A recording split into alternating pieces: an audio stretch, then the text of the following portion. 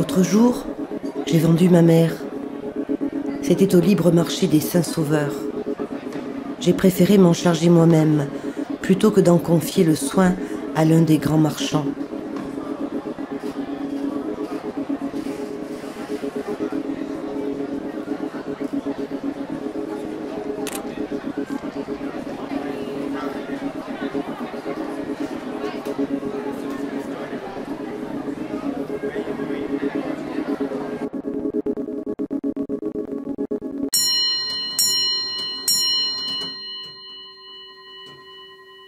Il ne faut pas croire, je l'aime, ma mère.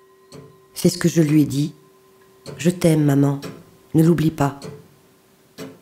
Mais il arrive un jour où l'on doit quitter ses parents et brûler tous ses maîtres.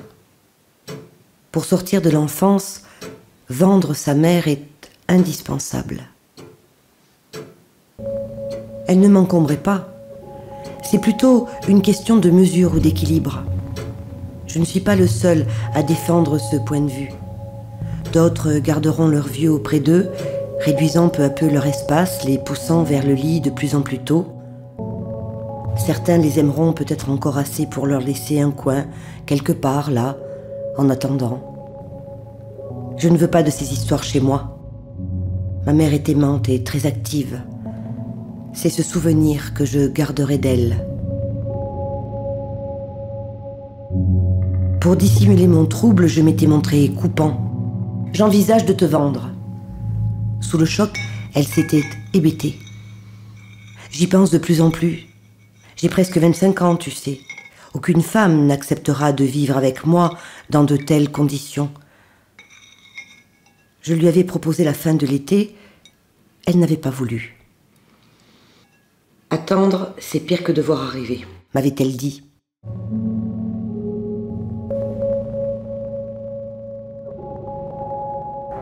Nous étions convenus d'une date, comme s'il y avait une urgence, et si je l'avais écoutée, elle serait partie sur l'heure.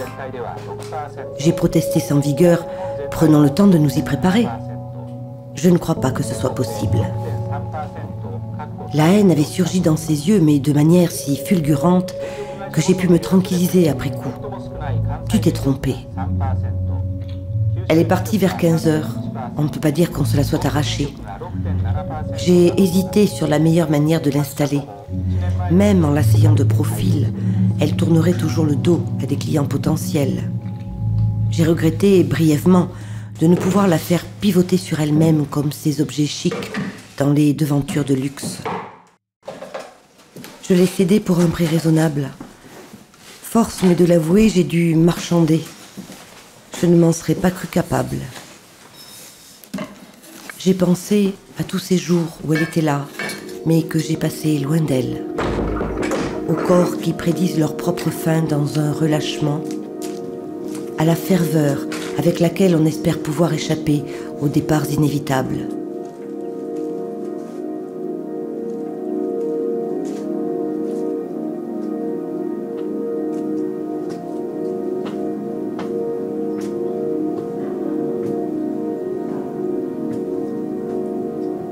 La nuit, je me réveille parfois. Quand je me lève, je vois ma gueule dans le miroir. Et là, l'eau froide à plein régime, je pleure, sans pouvoir redresser la tête. Par moments, il me semble entendre son pas laborieux sur le gravier et le bruit que ferait sa valise si elle la posait. Chaque fois, je cours ouvrir la porte. Mais il n'y a personne dehors. Rien d'autre que le désespoir tranquille des roses.